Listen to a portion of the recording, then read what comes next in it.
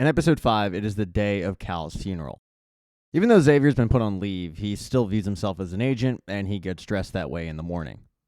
Presley lets him know when he comes downstairs that James is next door with their next door neighbor, Carl, because Carl has a dog. And the thing about dogs is they're not allowed in paradise. But Carl has one. James likes the dog, and James likes going over there to visit. So Xavier leaves his house, but he sees something very interesting. The maintenance crew is working on a street light right outside of his property. And he knows that that street light wasn't out the day before, and there's really no reason for them to even work on it. So the first thing he does when he gets over to Carl's place is tell him, dude, you got to be more careful with this dog. I mean, if they find out, they're going to take the dog away from you. I mean, look at the streetlight over there. It's real easy for them to put a camera in it. And you're trusting a 9-year-old with your big secret? That's just dumb. But Carl is a really appreciative neighbor of Xavier. He appreciates the fact that Xavier has been quiet about his big secret. And because of it, he says, Xavier, if you ever need anything, just let me know. Xavier has to rush out to make the memorial service for Cal, which is a very popular event. Most of the town is in attendance for it. And even though Jeremy and his father didn't have the best relationship, Jeremy gives a really, really good speech. All about who his dad was and the good things, not anything bad. One person, of course, that is noticeably absent from the memorial service is Billy, which is super bizarre because Billy was on Cal's detail. There's no way he would miss this. And it's noticed by Xavier. So as soon as the ceremony wraps up, he goes and finds Jane and he asks her, hey, have you seen Billy? She, of course, plays dumb and he says, no, something's not right. Let's go find him. And they go to leave. But they're stopped by Robinson, who says to Xavier, hey, I need a quick word. It's about Cal. She tells him that the DNA samples from the crime scene never arrived at the lab. And it's not an accident. This was on purpose. They both know there's only one person powerful enough to get in the way of that, and that would be Sinatra. She apologizes to him and says, look, you had a point, and right now my circle of trust is me and you. But he makes it clear. You were dating the murder victim. My circle of trust is me, and me only. Xavier then heads out. He and Jane head over to Billy's place. They knock on the door. Of course, there's no answer, and when they arrive, they see the body. And Jane puts on an acting performance of a lifetime. As Xavier makes the call that Billy is dead, Jane is sobbing over his body. Xavier knows that this isn't a coincidence, so later, he and Robinson meet at the local bar, and Robinson gives him the toxicology report, which says that Billy took fentanyl, which in no way the dosage would make anyone think it was accidental. The coroner's ruling it a suicide. And that's when Xavier tells her, no. Billy was about to tell me something. This wasn't an accident. This was Sinatra. There's no doubt about it. These two bond over the fact that they just lost somebody very important to them. Billy lost a guy that was like a brother to him, and Robinson lost the love of her life. They decide what they're going to do next, and Robinson proposes, let's just take her down. Xavier kind of chuckles at that and says, yeah, it's going to be pretty hard to take anybody down without weapons. But Robinson knows a big secret about Paradise is the fact that they do have weapons. Cal told her. Not only did Cal tell her during pillow talk, but Cal told her how to access the weapons. And the fact that Robinson not only knows how to access the weapons, knows where they are, but is also on board with this, changes everything. After having this conversation with Robinson, Xavier heads home because he has to let his kids know exactly what happened to their Uncle Billy. After the memorial service, Presley spent a lot of the day with Jeremy, consoling him. And Jeremy had done a lot of beating himself up over the fact that in the days leading up to his father's death, his dad just wanted to hang out with him, and Jeremy was dismissive. But then something weird happened. As they were talking and trying to get their mind off things, Jeremy's grandfather, Cal's dad, Kane, walked in, saw Presley, and said, whoa, what are you doing here?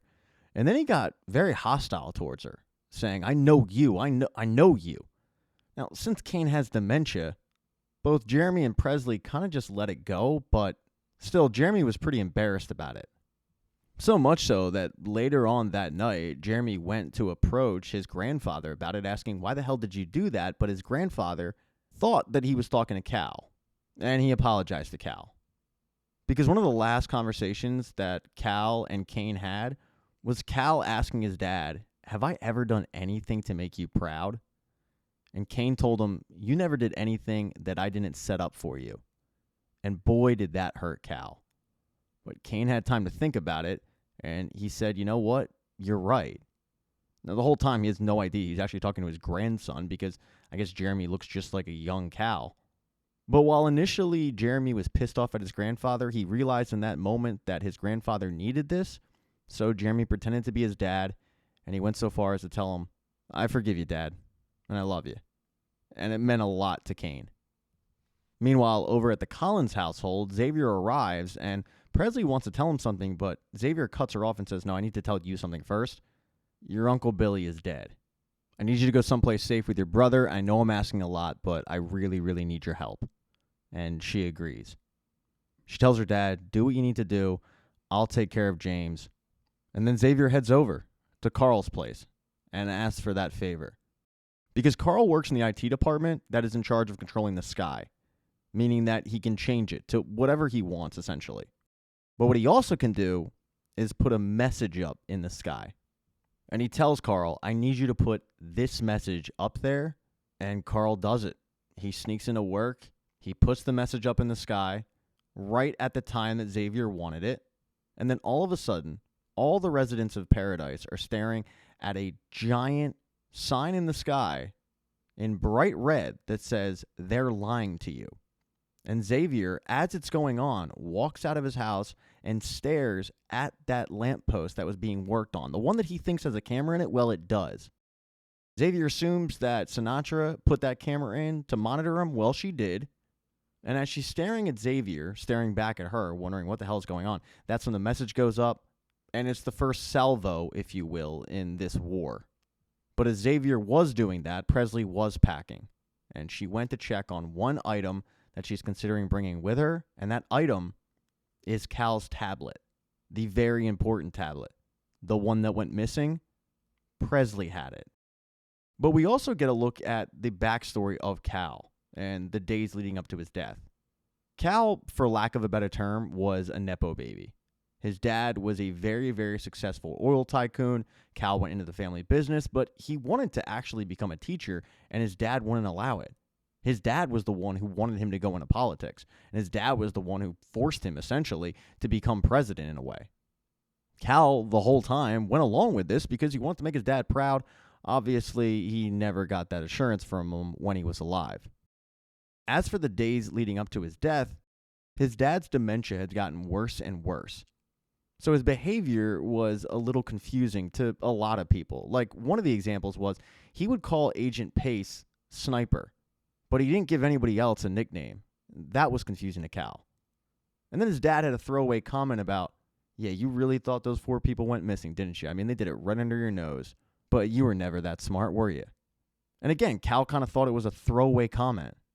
But then, the more he got thinking about it, the more he thought it might have to do with that expedition. So he went into his tablet, he found the files, but the weird thing was he wasn't cleared to view them as the President of the United States. So in order to get into the files, he went over to his dad, who was sleeping. He pressed his hand to the tablet, and sure enough, that unlocked the files, and Cal was able to hear the conversation between Sinatra and Agent Pace. It turns out when the scientists went up there, they didn't just find out about the fact that the atmosphere was good enough to breathe. No, they actually found human life. And they wanted to bring that person back to Paradise, but Sinatra told Billy, no, you can't allow that. Do as I told you to do. Take them out. So that's why his dad called Agent Pace Sniper. He knew about it. And the very next day, he met with Sinatra. That was the tense conversation that Xavier overheard a little bit of. And he confronted her about the fact that the world up there is good enough to not only breathe, but to live in, and the people deserve to know, but she disagreed. She told him that a decision had to be made, and she made it. And she basically gave him the same speech as she gave Agent Pace. That while, yeah, technically you can live in it, it's pretty close to uninhabitable. Cal, though, argued that the people deserve to know that their loved ones could be alive, but Sinatra snapped back, and then what? I mean, they go searching. They let others know where we are. That's a death sentence. Cal told her, I'm going to tell the people the truth. They deserve that. And she said, no, you're not. And that's when Cal stood up, and that was the tense part. He yelled at her, I'm the president. Don't you ever tell me what I can and cannot do. She wasn't intimidated, though. She said, go ahead.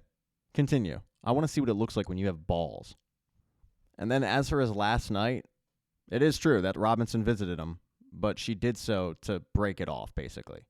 She couldn't do it anymore. That's when Cal, in a desperation attempt, told her where to find the weapons and how to access them because Robinson had mentioned in passing that she missed holding a gun. But nah, she was done. I mean, she loved him, but she was tired of being a secret. And it seems like the last thing that he did before he died was write his plane details on that cigarette and put it back in the pack. Thank you so much for checking out this recap. Please consider subscribing to the channel and subscribing to my Patreon. Hit thumbs up if you liked it. Smash that thumbs down button if you thought it sucked. If you left a comment, I don't get back to you. I usually don't check the comments unless they're like a super comment. Also, if you don't see the next video up on the end screen, not to worry. It'll be up in a day or